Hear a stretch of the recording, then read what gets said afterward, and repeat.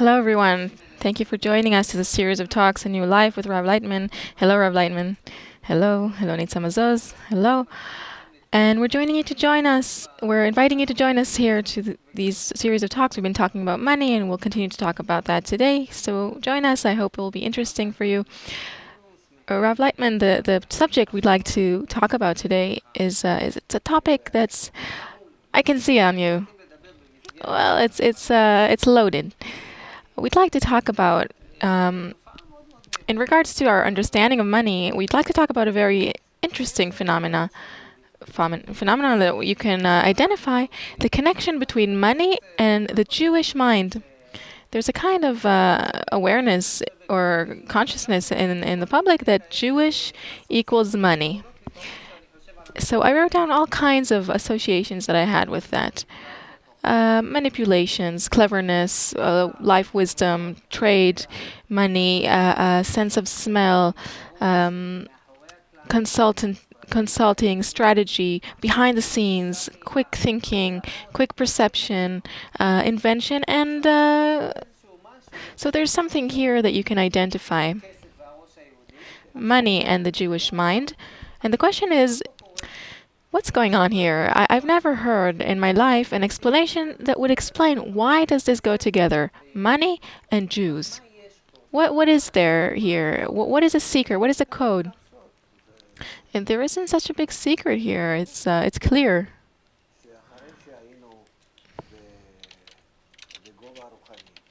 That after we were at the spiritual height, what does that mean? Before the destruction of the temple, all of our internal power comes from being close to spirituality. Well, let's just define the situation in which we find ourselves. Our purpose in this talk is to create advocacy and explanations for the general public. I can't. Okay, so maybe you can just talk in a way that people will understand about money and the Jewish mind. What is the big secret? Well, if we talk about Jews, then we have to begin with Abraham, our forefather, the first Jew. Well, Joseph in Egypt, they already brought him to you know why. So what is there here with Jews and money? Jews are not a nation. It's a special type of people who have an inclination towards spiritual advancement and development. They have an impulse towards it. I'm not talking about Jews today. I'm talking about what exists at the basis of these people. And Abraham, our forefather, during a crisis that is similar to this crisis that we are experiencing in ancient Babylon about 3,500 years ago, he advertised the wisdom of Kabbalah there. And they wanted to toss him out. Nimrod wanted to toss him out of Babylon. And Abraham, our forefather, left. And he took with him a few thousands of people who joined him. Not in coming to the physical land of Canaan, which is now the land of Israel, but in reaching spiritual attainment.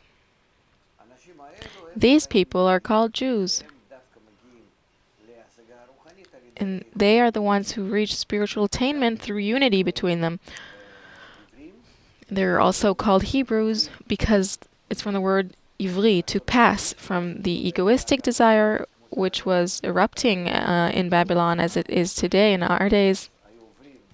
So they pass from the egoistic desire to the altruistic desire, the desire to bestow, to the love of others.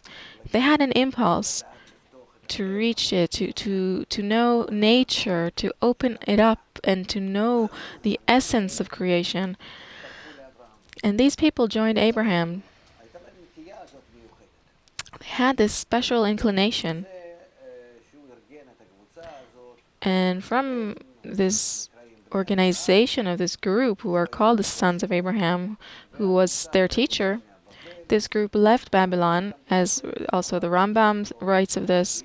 The thousands left with him, and they left Babylon and walked towards the land of Canaan, and he taught them until over time They became a people, a nation. They got married.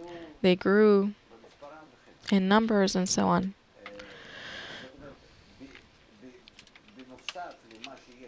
So then, in addition to what each and every person has, where he gets along in this life, he lives and organizes his life, there is something additional.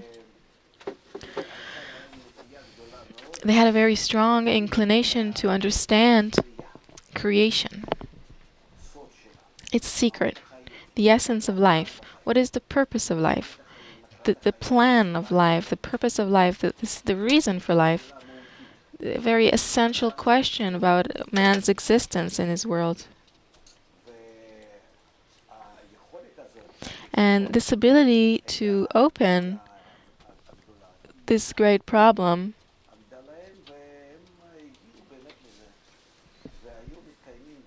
they had it, and so they reached it, and they existed at a very high spiritual level, meaning that in their unity, in their connection, they discovered the secret of creation.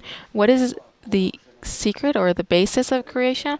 It's the same force that gives life, because the moment we connect and unite, we create between us that same force that connects, the force that enlivens the entire creation. Because we are like cells in the body where, even though each cell is separate, together with that, when they connect between them in order to keep the wholeness of the body, then the force of life is created. There's a flow between them, and multiplication and aliveness. And so when people connect between themselves in such a way where everyone is devoted to the unity between them, in order to create the essence of life between them, this new essence which is common, which is shared by them, to that extent they can feel this force of shared life. And this is what they reached.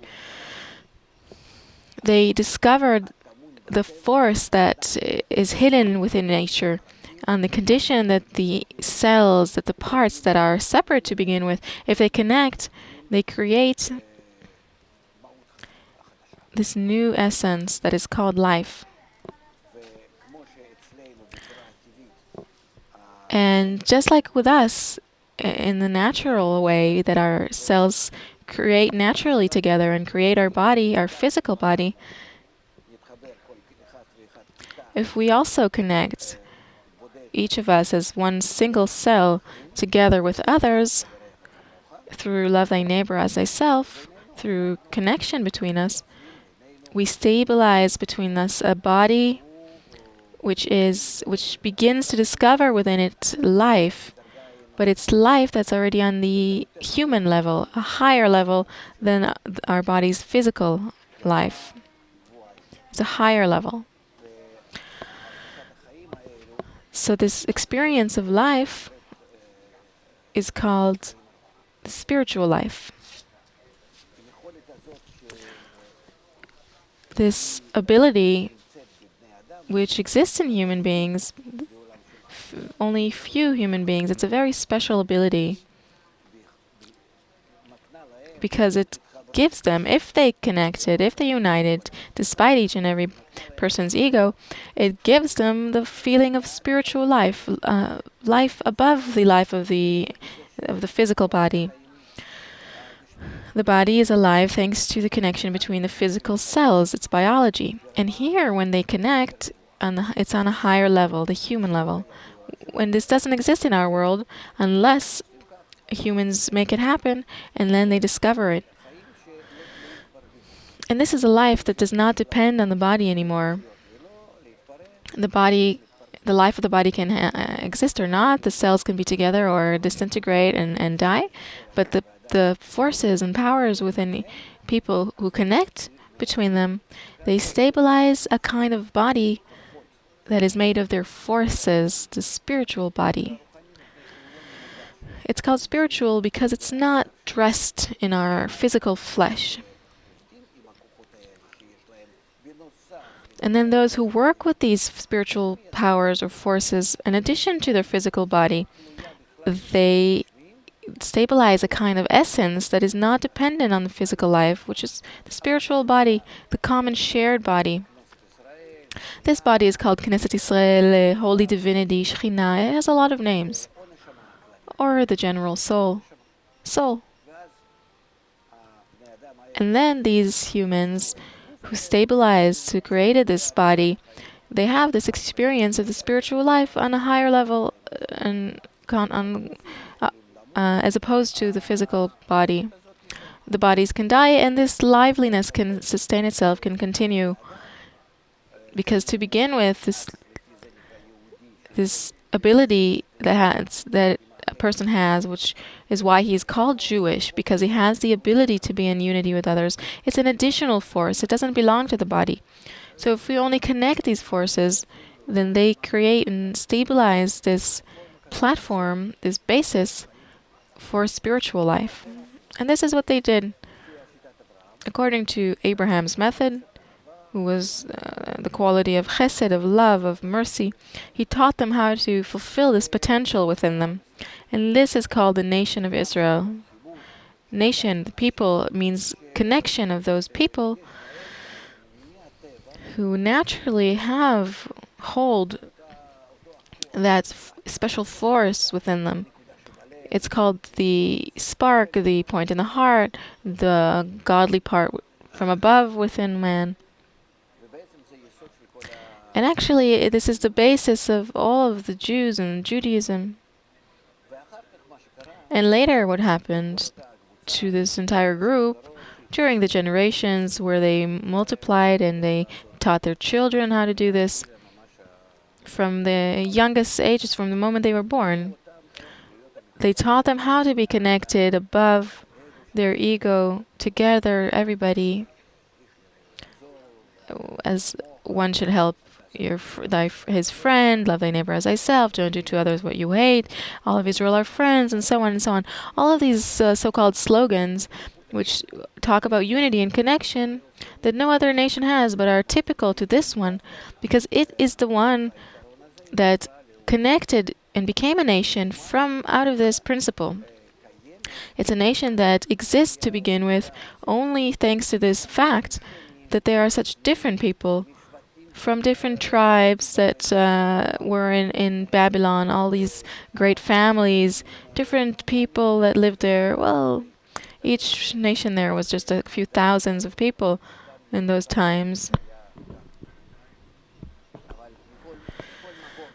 But from each place that a person felt that he has this desire that is higher than life, our desire to reach our King, to know Him, as is written, it is called, to discover the secret of life. They all came to Abraham because he was the Kohen, the Babylonian priest, the wise man. And they used this extra force within the person that's called the point in the heart, or the spark, or godly part from above. They used it in order to unite in the correct way. However, after they reached the land of Israel, and then they connected even more powerfully between them, their ego began to grow, and this is naturally according to this internal engine that exists within human society, which is constantly advancing and developing.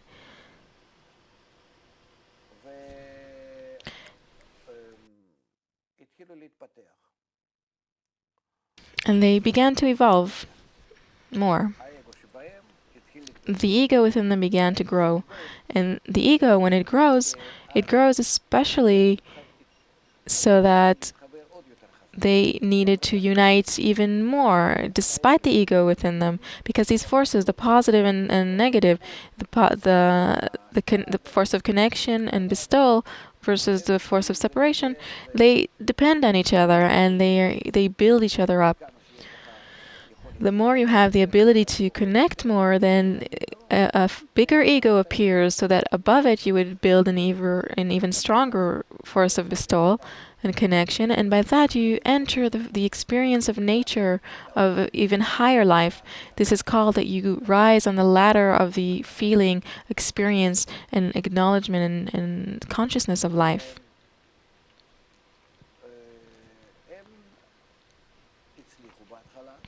And they succeeded at first, and they reached a truly very, very high level of connection, which is in the internal attainment of life, a force that flowed between them, and this connection between them, despite the ego that they had. They created this spiritual body between them, these connected desires in mutuality, just like in one body. In one heart, as it is written, is one man in one heart, in our voot, in mutual guarantee.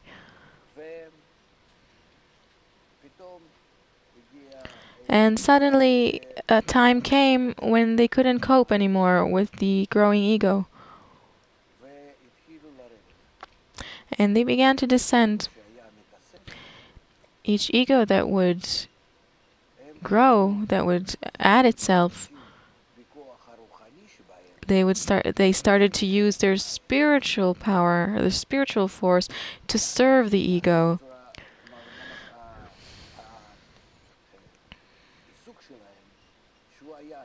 Their occupation, which was the spiritual ego, to use the ego in order to strengthen the connection between them, now it was the opposite. They used the connection between them in order to fulfill the ego that grew in them more and more. And this is already called strange work, foreign work. That is the opposite of what Jews need to do in order to unite and connect. And this is called the descent, until they descended so far in the spiritual use for the sake of the ego, until finally they left the feeling of the spiritual life. It's as if the body that they created, it became more and more ill and old, and it lacked power, and until it died. The flow of life stopped between their desires. They weren't connected together anymore in their hearts, meaning in their desires, and this is called destruction.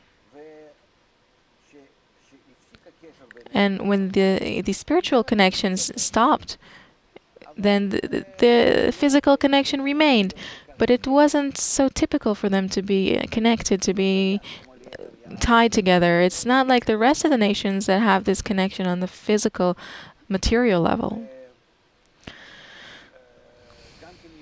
And also they went out to exile, because the place itself where people who are connected, especially those who have the ability to connect, it is called the land of Israel.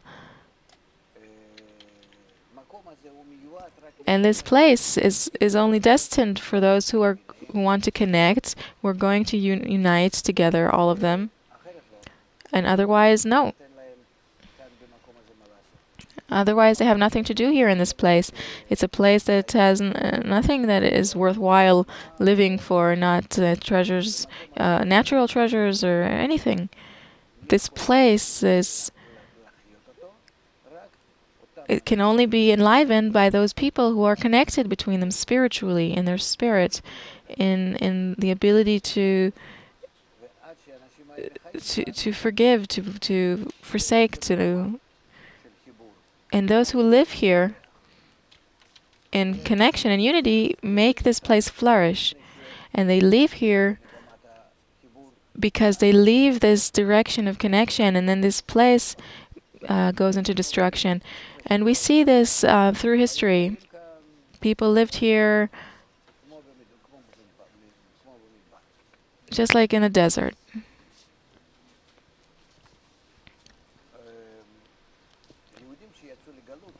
And Jews that went out to exile and dispersed from the land of Israel to all kinds of different lands of the exile, of the diaspora, they were connected between them. according to that memory, according to those different traditions that they had, to pray together, to perform all kinds of other traditions and habits, because all those habits and traditions, those customs, they used to be spiritual actions that caused a spiritual connection between them and all kinds of different degrees of spirituality. They would connect amongst each other and at such a high level, with such a power of desire,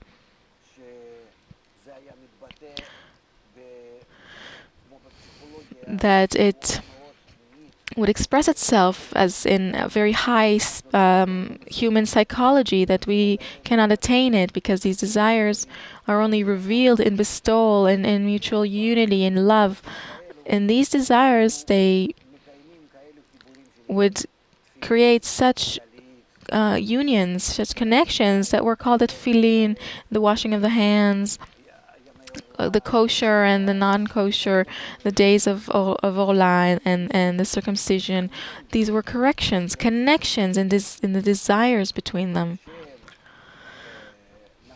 And when they fell from this height,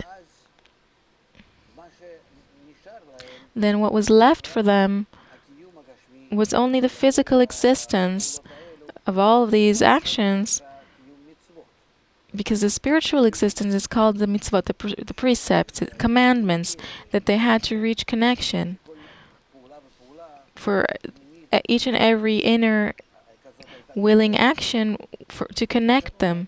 And all that was left were these customs, meaning physical acts that nobody doesn't even know what it signifies, what they signify.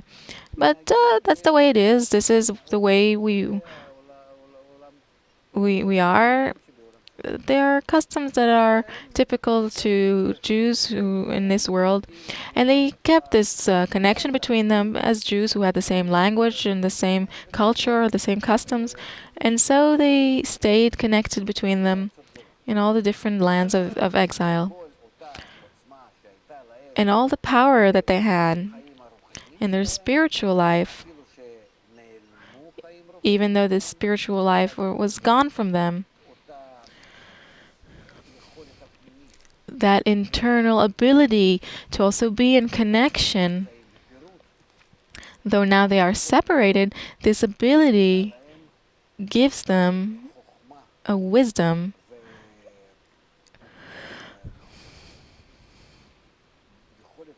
and a special ability in all kinds of businesses of this world, in science, in culture, in development, above what's necessary of what people in our world do. And there are all kinds of researches, and we see that the nations where Jews did not live between them over history, these nations remained in a very and quite in a form that is quite close to their basis, like the different Indian tribes and India and the Chinese and so on, and the nations in which Jews did live. Even though there were all kinds of unpleasant periods of time, they were oppressed and so on. But these nations took the culture from them and the religion, and also the approach towards development. And we see over history, doctors, engineers, wise men, and economists, people who used to drive technology, medicine, science in many places. You can always find some Jew there who organizes, who is the one who accomplishes these tasks. And this is how they advanced and developed. And aside from that, the study that they still had, even this physical study, we know even till today that one who studies the Talmud, which talks about the work in two lines. The line of the evil inclination and the line of the good inclination. Separation and connection. The house of Shammai and the house of Hillel. Then in this study, which you study, you always exist between two different forces. The force of separation and the force of connection. And you keep discussing, making a discussion between them. You are scrutinizing and discerning where should I be, in this line or this line? How do I gain more from these two forces in each and every case? In the optimal way, to the maximum. And therefore, one who deals with this material naturally becomes wiser because he develops his approach that is so multi-layered and rich and open to every different, any case or event in the world. And if you study these things from the youngest age, because in no nation was it even customary for children to learn how to read and write. You didn't see such a thing. Until today, you see people that don't know how to read and write. He knows how to talk, and that's enough. And with Jews, there was no such thing. Since they left Babylon, that people wouldn't know how to read and write. Other people didn't know how to calculate, that they didn't know from their books about the stars, about nature, the still vegetative, animal, and speaking levels, the process. Because the study that a person undergoes, where he studies himself and how he is connected and needs to be connected with others, and how he needs to be accordingly connected and balanced with nature. This study includes all of science within it. And then everybody would develop this way. So then this is a nation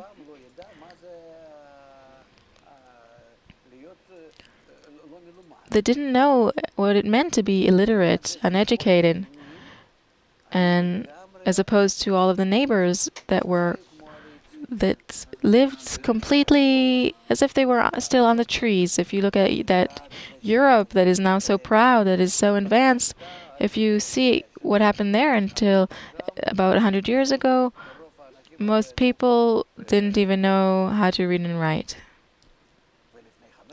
And 500 or 1,000 or 2,000 years ago, well, there's nothing to talk about. They still lived on the trees.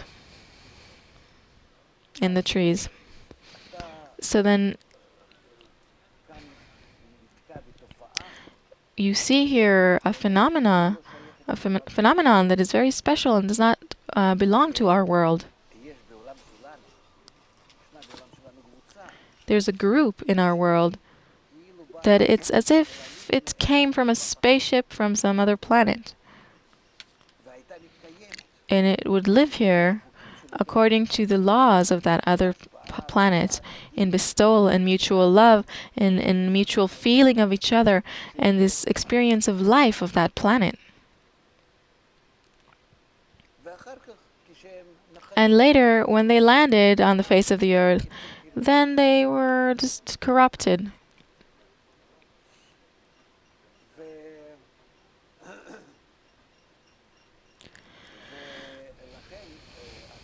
And therefore, even when they were corrupted,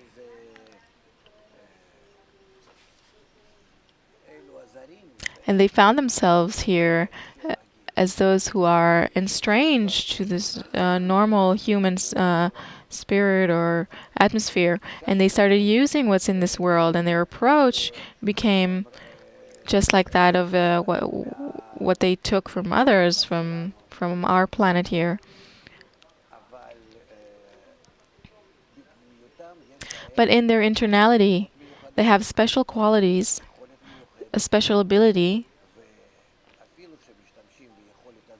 And even if they use this ability for their material business, as is common here on Earth, they have a special ability or an inclination to it, even though when they all lived in the lands of the diaspora of exile, they had to be as subdued as possible, to stick out as least as possible, because their concern was only to keep themselves alive in existence and to be as safe as possible today and tomorrow, as possible as that was between those who hated them and their enemies and the barbarians that lived between them.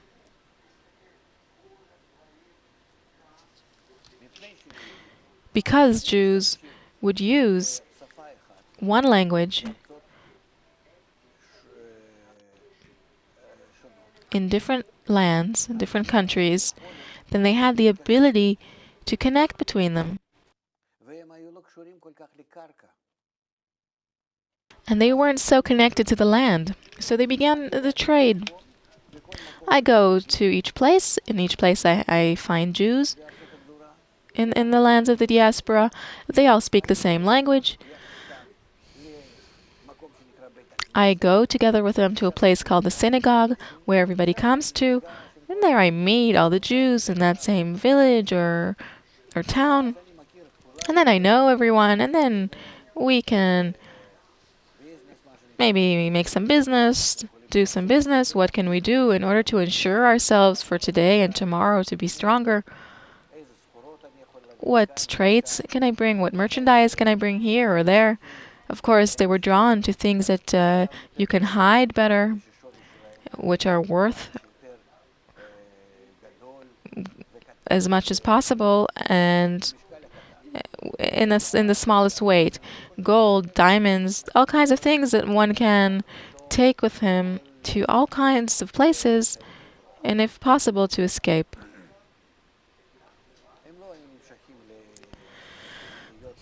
They weren't drawn to be actually tied to the land because they weren't certain what will happen from today to tomorrow. Because they were always between population that was hostile to them. And they knew that only if they would be strong in science and wisdom, in that they'd be needed by others, then that will give them a kind of security for tomorrow. And we see it on Jews, how they were used in Spain, in England, in Germany, and in all kinds of places where they would use them for a while and then toss them out and burn them and so on. So history continued in this way for a long time. But whatever way you look at it, because they didn't have the dealings with the land itself, because everybody lived out of the land by feeding themselves out of the land, so then they would study medicine,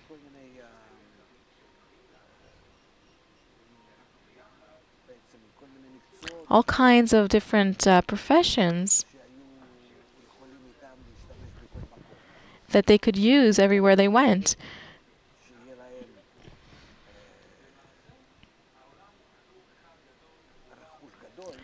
To have as least property as possible, to have a small property so that they could take it on the road, and an internal property of a person himself, and connections between them.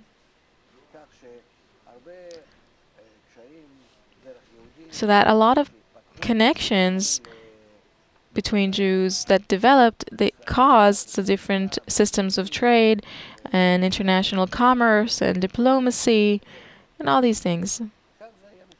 And this is how it evolved. So of course money and trade belonged to them first of all, in the first place. And they also,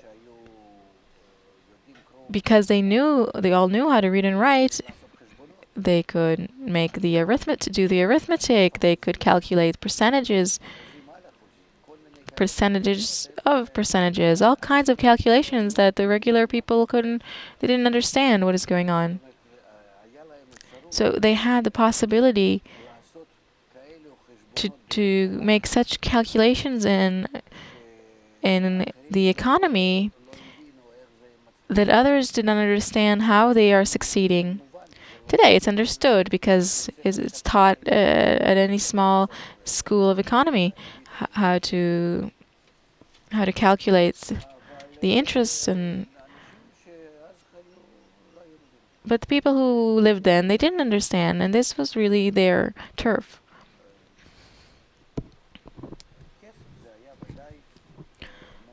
Money was, of course, very important to them because it's a covering to all the problems.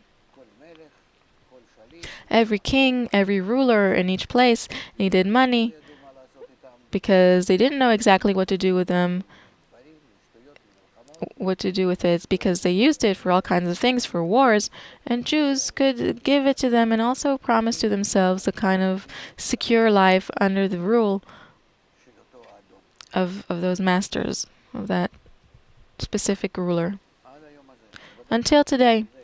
So, of course, that aside from them being especially excellent at this supernatural power,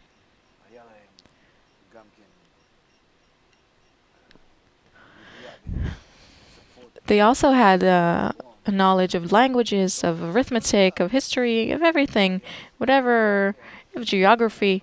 Everything came from the Torah, which nobody else had, of none of the other nations they lived amongst. And also their customs, because these customs,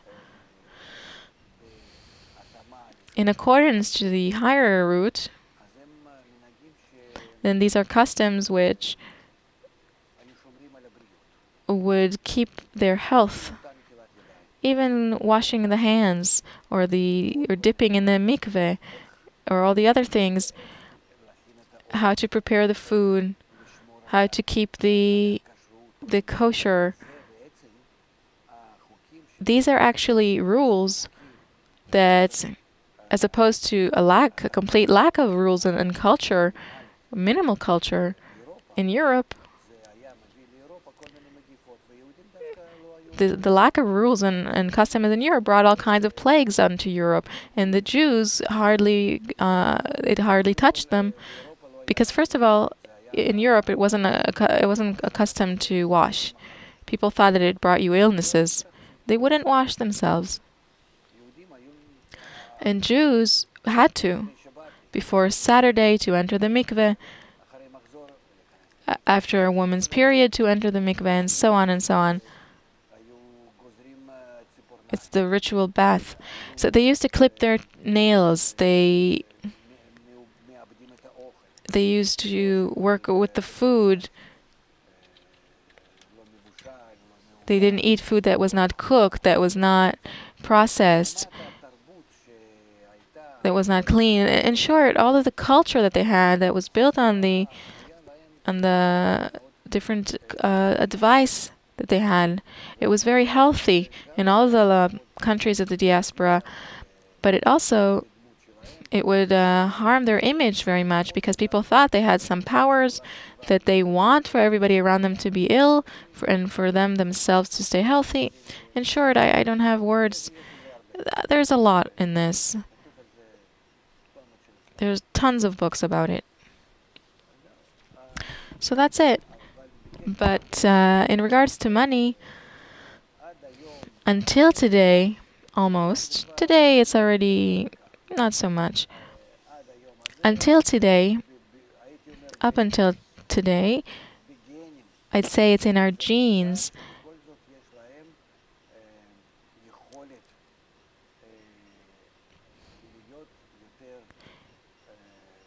It was passed down in their genes, the ability to be successful in all kinds of professions, of science, of connection, of commerce, and so on. Commerce is also connection. Everything that has to do with connection between human beings, except on the material levels, they would succeed at that. And until today, more or less, it still is visible, but also in the last century has begun to descend to the normal level. And I'd say that I'm not sure the Jews today are so much more successful at it today than the nations of the world, because we've descended completely to the level of all other nations. This is the end of exile.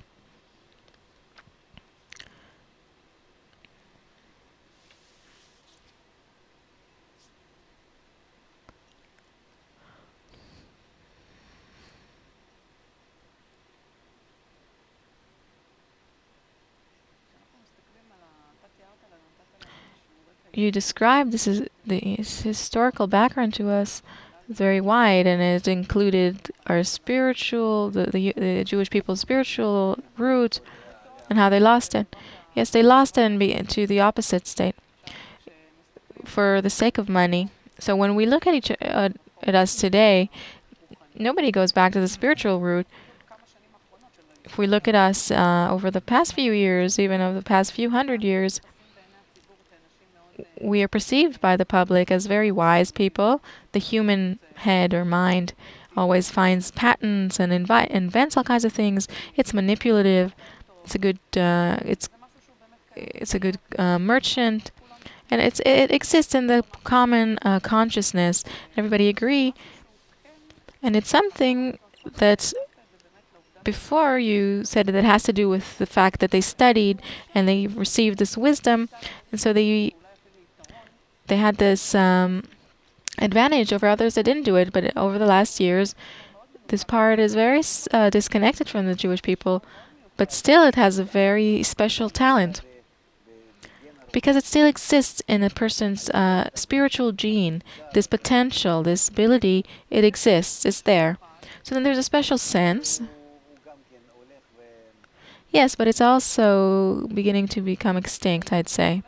But even though it's becoming extinct from a place that you see it, still, whenever there is the issue of financial crisis in the world, from research and data that we saw from lately, not from a long time ago, they're always tied. There's a triangle that says that there's a financial crisis, Jews, and anti-Semitism. It's like a triangle, something that always comes up. And always we're somehow they attribute to us a lot more than is truly happening, but still, this will not finish, this will not end, because this force has to bring us to the correct usage of all of this ability, this special ability that's inside us. Anti-Semitism helps. It keeps us safe. It pushes us and to do our role. It doesn't keep us safe, but it guards us and helps us to perform our role. So, even though it's very hard for us to accept, by pressuring us, they are performing a role of keeping us together like wolves that force the sheep to be together and as closely together as possible.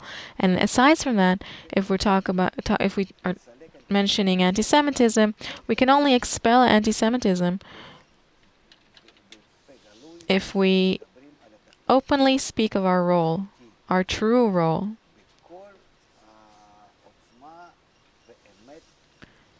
In all of the true force and truth, the higher truth. What is our role? Again, our role is to connect to that same connection, once again, above our ego, just like we were before, once. And to be united, we need to, when we will be united, we'll need to draw all the nations of the world to this unity, and they themselves will be drawn to it, and they'll want to be together with us in this connection. And they do not demand anything from us but that. We will never be good in their eyes or respected or useful, only on the condition that we fulfill exactly this role. When you're speaking from this level that is higher, that is spiritual. When we look at it from, even when I'm thinking of our viewers or those who are watching us, as far as they're concerned, perhaps the spiritual root of the Jewish people is not something that there is remembered, but it does see the image that the manipulative Jew has today, the one that makes money, the one that's always being blamed for everything. He's also one that is always behind the scenes and pulling the strings, and is many times he keeps himself behind the scenes, doesn't want to be in the front, doesn't want to be seen. He's cooking everything in the back. So this is interesting because we want to find this connection and to understand, but to do so from what we see now. The spiritual root is in the back. We haven't reached it yet. Perhaps right now, if you could focus on this image. But it's not the root anymore. This is already the result. Yes, but this is what we see. What do we see?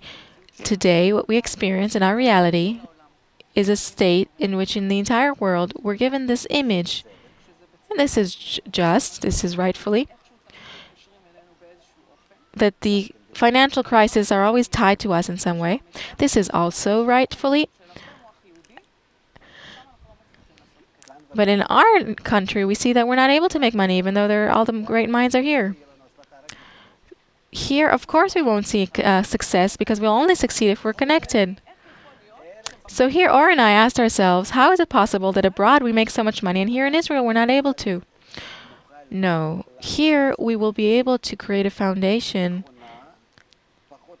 more or less, that will sustain us, but it won't be successful. To go higher than this necessary level in the land of Israel, we'll only be able to do that if we start to connect. And right now we're still living in the time of preparation. It's as though we're preparing this foundation so that we would be able to start to connect. And now that we've built this foundation, if we do not begin to connect, let's say that we've finished building it, then we have truly finished it. We are even beyond it.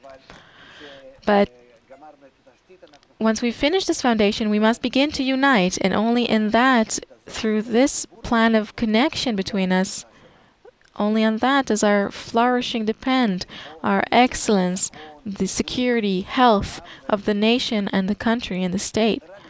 It depends only on that.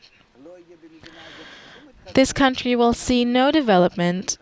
We will look, even if we search 1,000 more years for gas and oil and all kinds of things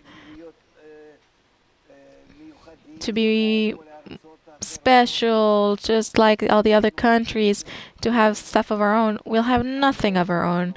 Our well is not a well of oil. It's from above. We need to connect to there and to draw from there, and then the whole world will want to buy from us what we'll be able to take out from our well, which is only ours. The entire world will want to receive from there. It's not wells of gas and oil and water and something else. This is what we need. And then the land of Israel will blossom and flourish. Otherwise, no. We won't be able to rise. We will always waste our money on all kinds of wars and all kinds of problems, thefts, whatever. Suddenly something will be revealed that we will have to. Nothing will help us. We won't enter a crisis like the rest of the world to such an extent that it finishes us off. We will find ourselves for now in a state where we have to begin to develop spiritually. In the entire world, the crisis, the material crisis, and with us, this blow comes with the spiritual aspect in order to push us to spiritual connection and development. I don't have the words so much to express it. We'll find them over time. But this is what we need to understand, that we've received here an opportunity for redemption, for salvation. We've returned to Israel, to this land. We've created the foundation, and now we are at the center of the entire world, and all the hate, gradually, all the politics, all the weapons, it is all aimed at us. And if we would like to continue, we can only continue through the force of connection and unity between us. There's nothing in our world here, whatever missiles we have, or bombs, atom bombs, whatever, that will not help. We won't be able to use it. We won't be able to. Only by manufacturing the spiritual force.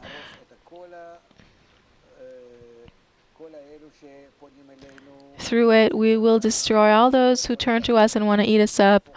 We will turn them from our enemies to our lovers, to our friends. Only through this. And we'll also, our destiny, our purpose is also to help them come into this unity as well. So you're saying is we need to connect, and you're saying trade is about connection, and what we know is that trade is about money, about cash. So what does it mean that trade is about connection? What do you mean? It's well known.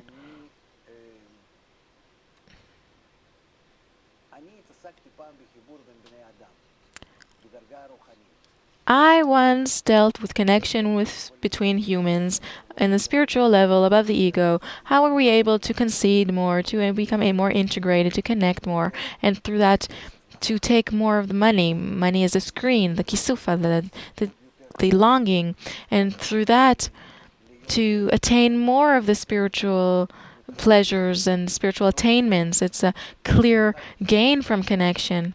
And later, when we began to separate and the evil inclination entered my calculations, then I began to work with my evil inclination, not in order to rise above it, but to feed it. And so-called, I did it with the same system and the same software that I already have.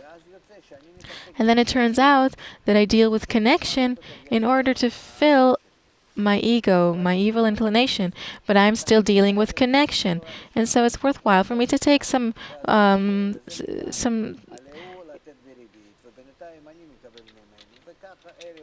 trade here and there and get some interest from him or her. And with all of these different connections, I do this not to rise above, but to fill my own box. But this ability, it's still there.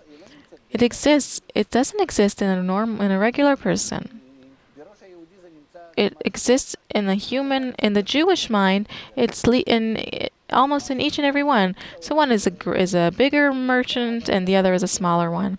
And we can still see it in our world, but it's more simple because once the system has been built, then they.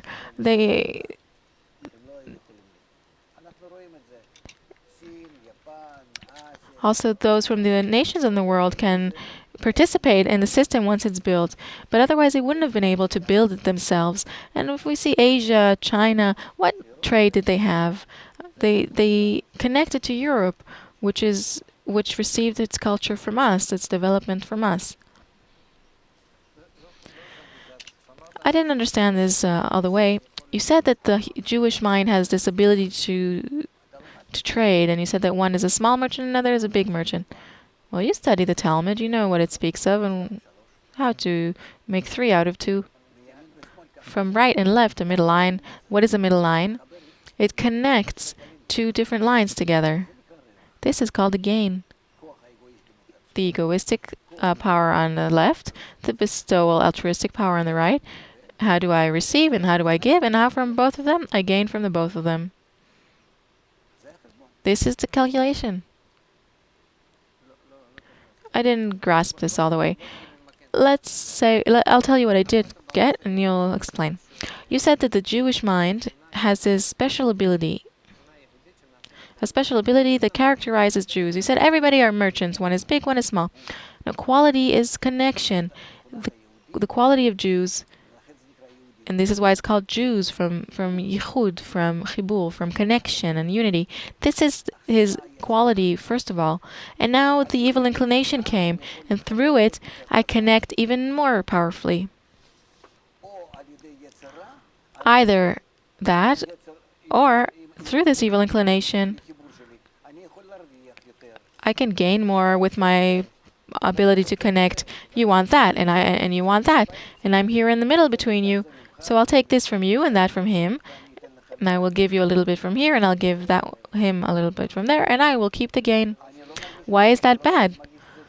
I don't feel it is bad. It is bad because the gain goes into the will to receive and not to the will to bestow. And the Jews needed to raise themselves above the ego. And once they stop working on the spiritual level to connect above the ego, because the ego would bring them higher and higher up to connection. The ego was like would lift them up.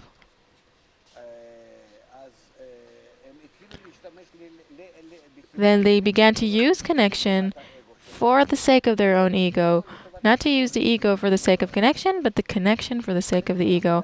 This is called foreign work, strange work, not Jewish. But this is how they lived, and therefore this way of life is called exile. I don't understand.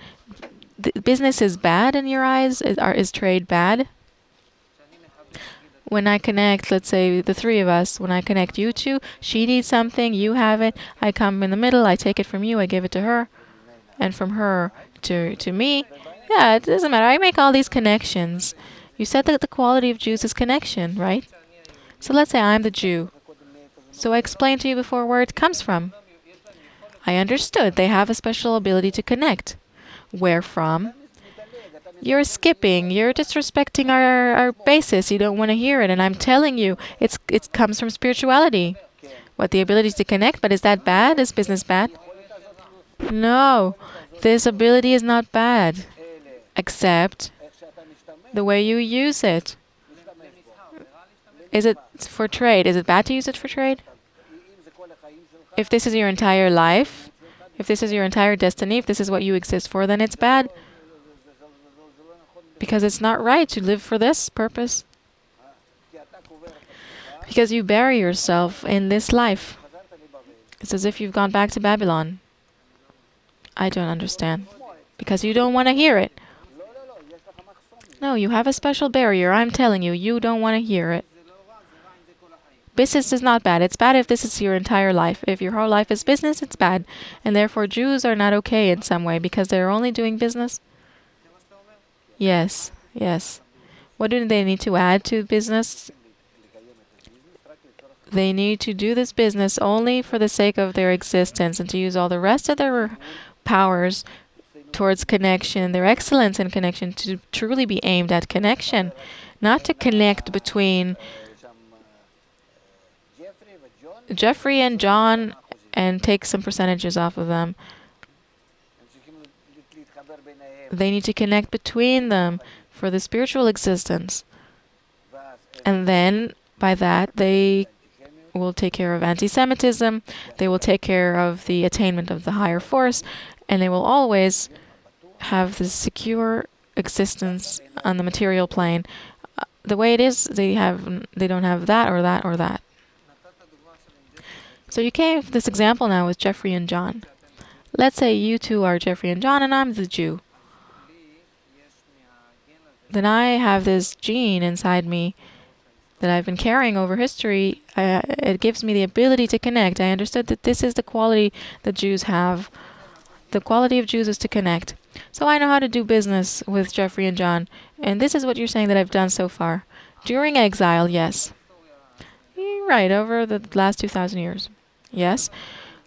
So now you're saying I need to add something to that. But it's okay that I continue to do business with Jeffrey and John because this is my special quality, but I need to add to that another special kind of connection between Jeffrey and John, which I'm also the only one who can drive. Because the business, I see the Jews, they drove it, they were the engine for it. But now you're saying that above it, you said business isn't bad. You can keep business for the sake of existence. And above it, this is the first floor. For the sake of existence alone. It's finished as it is. This is the first floor, yes? Yes. And above it, you want us to build a second floor. Do I also create the connection here as well, me, the Jew? You must. But is it only me who can connect you two, Jeffrey and John? Yes. What kind of connection do I need to make between you as on top of the business that I know? A spiritual one in your desires. What desires? For everybody to connect in their desires. to each other, into one humanity. Just like Jews were once connected between them. This is what you left Israel in the exile in order to connect everyone. But with this, you need to be the glue of all of humanity. When you are between everyone, you glue them all together. They can't be glued together. When you exist between them, you are the glue. You need to be the glue. Because you are the one who has and can have the force of bestowal, the quality of bestowal that they don't, they can't have. So you take all of them as the parts of this one system, and you are the hose between them. You are the conductor between them. Is this a new kind of business? Yeah, it's a spiritual business. If I understand the clocks here, then our time is up. So we'll stop here and continue. Thank you very much, Rav Laitman. Thank you, Nitsa. And thank you to you as well. There's a new business. Come, we'll make a lot of money. Until next time, all the best and goodbye.